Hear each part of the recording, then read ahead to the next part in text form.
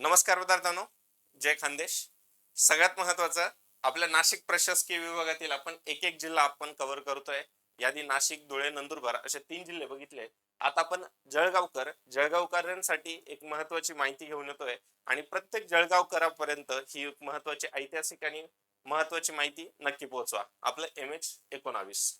तर चला, आता सगळ्यात महत्वाचं, ऐतिहासिक परंपरा आपल्याला महत्वाची असते.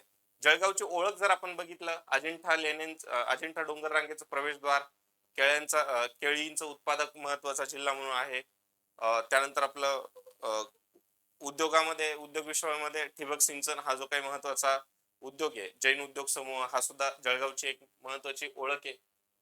त्यानंतर पुढे जळगाव हे प्रामुख्याने कसं बनलं गेलेलं होतं, तर ब्रिटिश सैन्याने होळकर राजवटीचा सोबत जो काही तह केलेला होता त्यानंतर ताब्यात घेतलं होतं. आणि आपलं 18व्या शतकामध्ये रॉबर्ट गिल यांनी धुळे हे मुख्यालय बनवलेलं होतं. आणि नंतर आपल्याला माहिती आहे, जसं भाषावार प्रांतरचनेनुसार 56 ते 1960 मध्ये झालेलं होतं. 56लाच खानदेशची पूर्व खानदेशला जळगाव म्हणून घोषित करण्यात आलेलं होतं. आणि एक संपूर्ण ओळखीसह जळगाव एक सेपरेट जिल्हा म्हणून उदयाला आलेलं होतं किंवा नावारूपाला आलेलं होतं. हे होतं इतिहास. मग आता याच्या पुढेही जर आपण बघितलं, जळगाव जिल्ह्यातून जाणारी आपली जी काही गिरणा नदी आहे, तर गिरीपर्णा नावाने ती पहिले ओळखली जात होते. ताम्रपटामध्ये असे काही उल्लेख आहे जे आपल्याला माहिती असायला पाहिजे.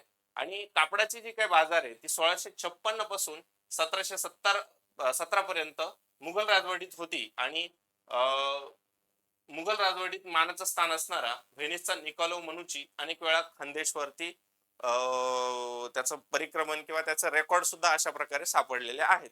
हे आपल्याला गव्हर्नमेंट डेटावरती उपलब्ध आहे. आलं लक्षात? तर जळगावचं आपण बघितलं, तापी खोऱ्यामध्ये याचा विस्तार आहे.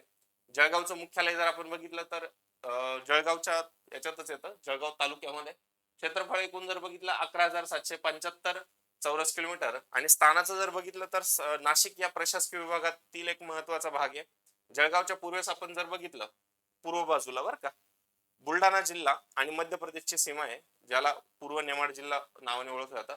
पश्चिमेस धुळा आहे, नैऋत्येस नाशिक आहे, दक्षिणेस छत्रपती संभाजीनगर आहे, उत्तरेस मध्य प्रदेशची सीमा आहे. आपण सरतेशेवटी आपण आपल्या वेगवेगळ्या स्पर्धा परीक्षांच्या सरळ सेवा असू द्या किंवा बाकीच्या ज्या काही महत्वाची माहिती आहे तिथं बऱ्यापैकी प्रश्न विचारत असतात आपल्याला, तर तशी माहिती आपल्याला असायला पाहिजे. प्रमुख 15 तालुक्यांमध्ये जर आपण बघितलं, जळगाव, चाळीसगाव, चोपडा, जामनेर, अमळनेर, मुक्ताईनगर, यावल, रावेर, भुसावळ, भडगाव, पाचोरा, पारोळे, एरंडोल, धरणगाव आणि बोदवड. आता यातलं भुसावळ म्हटलं तर रेल्वे जंक्शनचं एक स्थान आहे महत्वाचं. चोपडा म्हटलं तर दुधाच्या उत्पादनामध्ये महत्वाचं आहे. आणि सोन्याच्या ज्या काही छोट्या छोट्या रिफायनरी किंवा सुवर्ण ज्वेलरांची जी ओळख आहे ती आहे. मुक्ताईनगर आपल्याला माहितीच आहे, नंतर नाव बदललेलं आहे. तर मुक्ताईनगरचं आधीचं नाव काय होतं ते तुम्ही मला कमेंट बॉक्स मध्ये टाका. पाचोरा असू द्या, त्यानंतर तुमचा यावल तालुका असू द्या, एरंडोल असेल, या ठिकाणी पशुपालन मोठ्या प्रमाणावर चांगल्या प्रकारे केलं जातं. अमळनेर तालुक्याचं आपल्या धुळ्याच्या जवळपास येतं. अमळनेर येथे उद्योग विश्वाचं एक महत्वाचं स्थान आहे. आणि नाशिकमध्ये जर आपण बघितलं, नाशिकमध्ये सुद्धा या भागातील जे काही महत्वाचे स्थानिक व्यापारी आहे किंवा काय, तर नवीन नाशिकमध्ये मोठ्या प्रमाणावरती यांचं स्थानांतरण झालेलं आहे हे पण आपल्याला माहिती आहे. याआधी पण बघितलं होतं की धुळे, नंदुरबारची तरी आपण आदिवासी जिल्हा जो आहे की त्याचं शिक्षणासाठी काही लोकांचं स्थानांतरण झालेलं आहे. पण नाशिक या मुख्य विभागात जर बघितलं तर आपल्या चोपडा, अमळनेर किंवा मुक्ताईनगर या भागातील भरपूर सारे शिक्षक किंवा भाग नाशिकच्या नवीन नाशिक या भागामध्ये आता सेटल झालेले आहे. तर त्यांची एक नवीन ओळख बनलेली आहे. ठीक आहे, चलो आता पुढे जाऊया विद्यार्थ्यांना. आपण काही महत्वाचे जर वैशिष्ट्य जर बघितले इथे, तर तापी ही प्रमुख नदी आहे. आणि तापी नदीच्या ज्या काही प्रमुख नद्या आपण जर बघितल्या, पूर्णा, पांझरा, अनेर, भोकर, बरोबर. आणि इथे सगळ्यात महत्वाचं, तापी पूर्णा या संगमावरती चांगदेव हे एक महत्वाचं तीर्थक्षेत्र आहे. आणि पाटणादेवी ही बऱ्याच जणांचं कुलदैवत सुद्धा आपल्याला पाहायला भेटतं, बरोबर. हतनूर येथे तापी नदीवरती अप्पर तापी प्रकल्प आहे, जो बरंच जलसिंचन आणि जळगाव जिल्ह्याची तहान भागवण्याचं काम करतं. तेलबिया कापूस उत्पादनात जिल्हा आघाडीवरती आहे. तेलबिया येलो क्रांती आपण नेहमी बघत असतो. आणि कापूस उत्पादनाचं जे काही आपण म्हणतो, कोणती क्रांती आहे ती कमेंट बॉक्स मध्ये तुम्ही नक्की टाकायची आहे. ठीक आहे. फळपिकांमध्ये जळगावची केळी प्रसिद्ध आहे, ज्यामध्ये आपण रावेर आणि यावल या 2 तालुक्यांचा विशेष आपण म्हणत असतो. आणि यावल येथे केळी संशोधन केंद्र सुद्धा आहे. उद्योगाच्या दृष्टीने जर बघितलं, वरणगाव येथे संरक्षण साहित्य निर्मिती कारखाना आहे. त्यानंतर आपलं फेकरी येथे औष्णिक विद्युत प्रकल्प आहे. तर कमेंट बॉक्स मध्ये नक्की टाका की नाशिकमध्ये आपण जसं बघितलं होतं, नाशिक येथील प्रमुख औष्णिक विद्युत केंद्र कोणतं आहे ते कमेंट बॉक्स मध्ये नक्की टाकायला विसरू नका. शैक्षणिक दृष्ट्या जर बघितलं तर उत्तर महाराष्ट्र विद्यापीठाची स्थापना 15 ऑगस्ट 1990 ला झालेली होती. तसंच नाशिक मधील 2 प्रमुख विद्यापीठ कोणते ते पण तुम्ही कमेंट बॉक्स मध्ये नक्की टाका, कारण की आपल्या नाशिक प्रशासकीय विभागाची एक वेगळी ओळख बनते. आणि हे पण लक्षात असू द्या की खानदेशमध्ये 3 जिल्हे येतात, आपलं धुळे, नंदुरबार आणि जळगाव. नाशिक पासून आपण नाशिक नगर जर भाग बघितला हा मध्य महाराष्ट्रातील पश्चिम महाराष्ट्र पकडला जातो. एवढं मात्र कन्फ्युजन होऊ देऊ नका. बरोबर. प्रमुख पर्यटनातील जर भाग बघितलं, पारोळा किल्ला हे जिथं दिसतंय तुम्हाला राणी दक्षिण यांचं निवासस्थान होतं. यावल येथील मनुदेवी हे 70% जनतेचं कुलदैवत आहे, याच्या आधी पण ऑलरेडी सांगितलेलं आहे. पाटणा देवी हे ज्येष्ठ गणित तज्ञ भास्कराचार्य यांचं जन्मगाव आहे, लक्षात असू द्या. यावल येथे थंड हवेचं ठिकाण आहे. जळगाव याचं अजिंठ्याचं प्रवेशद्वार आपण म्हटलेलं आहे ऑलरेडी. त्यानंतर फैजपूर येथे नीट लक्षात घ्या, ऐतिहासिक दृष्ट्या नीट लक्षात घ्या ऐतिहासिक दृष्ट्या आपल्याला इथे एक प्रश्न बनतो. भारतातील प्रथम ग्रामीण भागातील झालेलं ग्रामीण भागाचं जे काही ग्रामीण इंडियन नॅशनल काँग्रेसचं ग्रामीण भागात झालेलं जे काही सेशन आहे ते कोणत्या शहरात झालेलं होतं, तर त्याचं उत्तर तुमच्या समोर येत आहे. गरम पाण्याचे जे झरे जे चोपड्या तालुक्यात येतं, उपनदेव, सुपनदेव, नाझरदेव. त्यानंतर यावल हा आपल्याला बऱ्याच वेळा कंबाईन मध्ये आलेला, याला राष्ट्रीय उद्यान म्हणून घोषित केलं होतं एमपीएससी ने. त्यानंतर साने गुरुजी, बहिणाबाई चौधरी, आणखीन एक रत्न मी पुढे तुम्हाला सांगणार आहे, त्यांची एक वैशिष्ट्य पूर्ण माहिती देणार आहे पुढे मी. आणि त्यानंतर पद्मालय हे जे काही आहे देशातील 2.5 गणपती पीठांपैकी अर्धपीठ मानलं जातं पद्मालय प्रभाग क्षेत्र, एवढं नीट लक्षात घ्या. कारण की आपण 3.5 शक्तीपीठ देवींचं मानत असतो, अष्टविनायक असतील, 12 ज्योतिर्लिंग असतील, महाराष्ट्रातील किती असतील, तर तो एक डेटा आपल्या डोक्यात फिक्स सेट झाला पाहिजे विद्यार्थ्यांनो. ठीक आहे. पुढे आपण जळगाव बद्दल जर आणखीन बघितलं तर जळगावची जी काही सीमा आहे विद्यार्थ्यांनो, आपण ऑलरेडी बघितलंय मध्य प्रदेश सोबत जे शेअर होते, नंदुरबार, धुळे, जळगाव, बुलढाणा, अमरावती, नागपूर, गोंदिया, भंडारा अशा 8 जिल्ह्यांची काय होते विद्यार्थ्यांना सीमावरती स्पर्श होत असते. आलं लक्षात. परत उपनदेव गरम पाण्याचा झरा जो आहे हे एक सातपुडा पर्वत पायथ्याशी वसलेला आहे.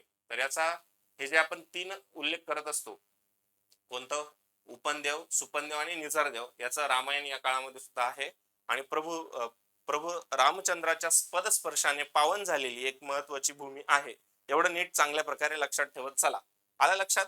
त्यानंतर आपण चला आपण हा ऑलरेडी याच्या आधी संदर्भ घेतलेला आहे. जळगाव पासून यावल पर्यंत प्रत्येक तालुक्याची जी काही ओळख आहे विद्यार्थ्यांनो, तर मला कमेंट बॉक्स मध्ये नक्कीच सांगा की असा कोणता जिल्हा आहे की जिथं 15 तालुके सुद्धा आढळतात, हे तुम्ही कमेंट बॉक्स मध्ये नक्की टाकायचं आहे. ठीक आहे. तर प्रथमतः 3 रत्नांचा आपण इथे उल्लेख करणार आहे. साने गुरुजींची तो ओळख काय, श्यामची आई, भरपूर सारे पुस्तकं, इंडियन नॅशनल काँग्रेसच्या कॉन्ट्रीब्युशन मध्ये त्यांचं मोठं योगदान होतं.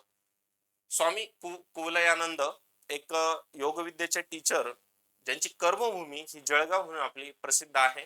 जन्म त्यांचा गुजरातचा होता, पण मात्र एक शारीरिक शिक्षण तज्ञ आणि योग विद्येचे प्रयोगशील पुरस्कर्ते म्हणून जगन्नाथ गणेश गुणे असं त्यांनी पुढे स्वामी कुवलयानंद हे नाव त्यांनी धारण केलेलं होतं. आणि योग विद्येची मोठी तपश्चर्या त्यांनी केलेली होती विद्यार्थ्यांनो.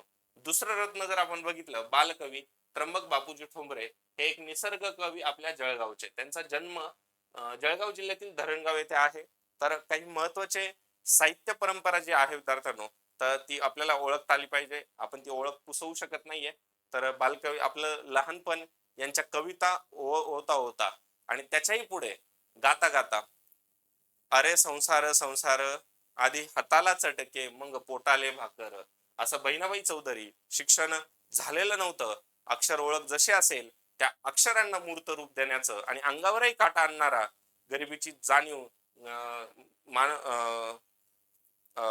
मानवाच्या सुसंस्कृत, त्यानंतर मानवाच्या विविध कलांगांचं गुणगान आपल्या कवितांच्या माध्यमातून देणाऱ्या बहिणाबाई चौधरी सुद्धा आपल्या जळगावातल्याच.